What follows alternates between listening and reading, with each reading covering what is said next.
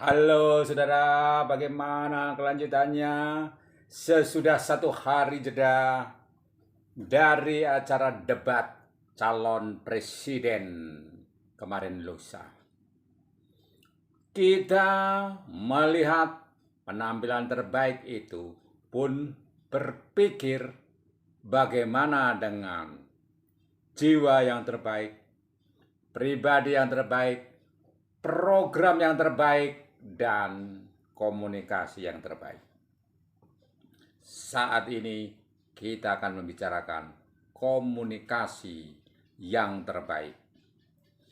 Tidak disebutkan nama-nama masing-masing, namun kita mendapatkan esensi bagaimana sesungguhnya apa yang dinyatakan di dalam ilmu pengetahuan yang dalam serta luas serta lebar terkadang tidak dapat tersampaikan kepada masyarakat yang majemuk. Mungkin dengan bahasa ilmu pengetahuan dan bahasa akademis yang hebat, jempolan, itu akan mudah diterima dan menimbulkan kesan pandai pada kelompok masyarakat yang terpelajar, yang terdidik. Namun pertanyaannya adalah, sebetulnya tujuan dari debat capres itu kepada siapa? Audiennya siapa?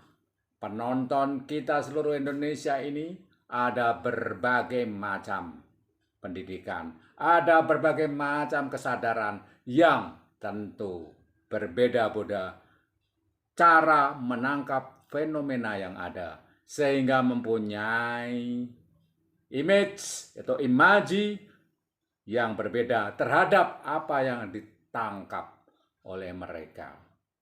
Apakah perkataan-perkataan para 3 calon presiden itu sudah memberikan imaji yang sesuai dengan harapan konstituen? Kalau ujung-ujungnya adalah elektabilitas, tentu hal ini merupakan sebuah upaya untuk mewujudkan cita-cita atau gagasan atau imajinasi atau hasrat, bahkan atau nafsu. Tetapi kita tentu hanya melihat bahwa secara formal atau formalitasnya semuanya itu adalah baik, karena setiap orang pasti mempunyai sisi baik dan sisi buruk, dan tetap pada fitrahnya haruslah baik. Dan upaya ini dapat kita ambil perbandingannya dari berbagai kasus yang ada dari sejarah yang kita pungut serpian-serpiannya untuk memberikan suatu imaji pula kepada kita, menangkap fenomena kampanye dalam debat capres itu, untuk memaknai itu semuanya, sehingga kita mempunyai suatu kesadaran yang purna terhadap hal yang terbaik dan harus segera kita putuskan untuk memilih dari ketiga capres itu yang sesuai dengan kebutuhan bangsa Indonesia pada saat ini. Mari kita mencoba untuk memahami bagaimana komunikasi mereka itu terhadap seluruh bangsa Indonesia, sehingga tahu bahwa sesungguhnya di dalam kepemimpinan membutuhkan sebuah komunikasi pula.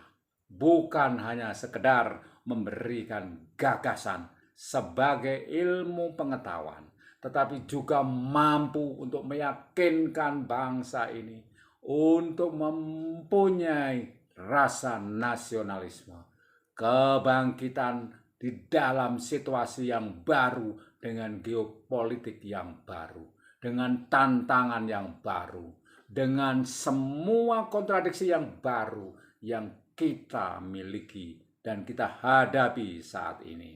Mungkin yang kita rasakan sebagai generasi X berbeda dengan apa yang dirasakan oleh generasi milenial, bahkan generasi Z.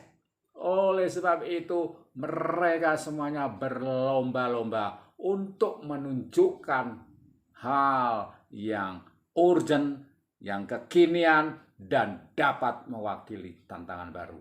Namun demikian harus tetap diingat bahwa setiap generasi itu tidak akan terlepas dari generasi yang sebelumnya.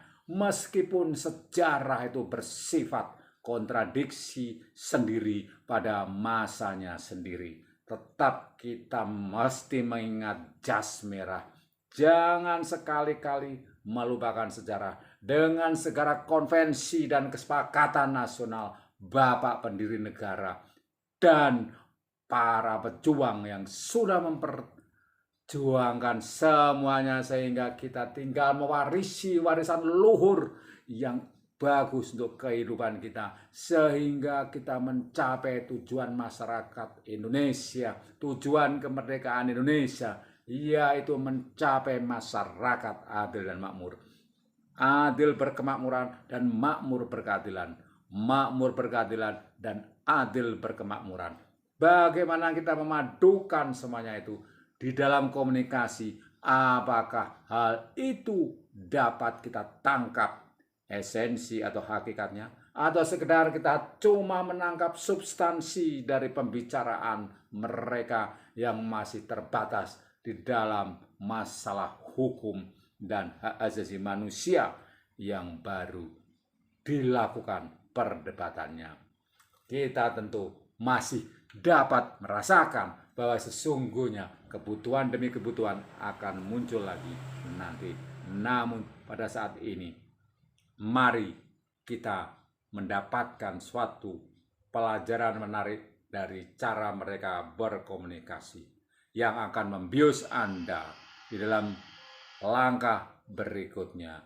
Oleh karena komunikasi itu hanya salah satu metode untuk perubahan, untuk kelanjutan, dan untuk perbaikan. Dan di balik komunikasi itu, apakah memang hakikatnya demikian? Apakah substansi perubahan atau perbaikan atau kelanjutan itu memang betul-betul nyata, ataukah semuanya sekedar retorika? Karena ketiga-tiganya itu memang kita butuhkan dan merupakan sebuah kepastian dan keniscayaan dalam hidup berbangsa dan bernegara. Kita melihat ada yang unggul dari komunikasi secara akademis, ada yang unggul dalam komunikasi secara manusia biasa atau keseharian, bahasa keseharian, dan ada yang unggul dalam komunikasi sebagai penyemangat dan sebuah motivasi yang diberikan oleh kata-katanya. Nah, apakah itu cukup? Hanya demikian. Tentu untuk memilihnya, mereka harus diuji lagi dengan keseriusan antara suatu perkataan ada kesinambungan dengan perwujudan dalam tindakan yang nyata. Oleh karena perkataan dan perbuatan terkadang ada jarak di antaranya. Ataukah ini seperti janji-janji manis pada masa lalu dan semuanya hanya untuk meningkatkan elektabilitas? Nah, kita dapat menilai sendiri. Dari semua jejak mereka di dalam berkarya untuk bangsa dan negara ini, kita dapat menilai sendiri. Dan tampaknya kita juga harus mengingat, di luar mereka pasti ada lingkaran yang berpengaruh. Dan kekuatan inilah yang akan membawa bangsa ini ke depan.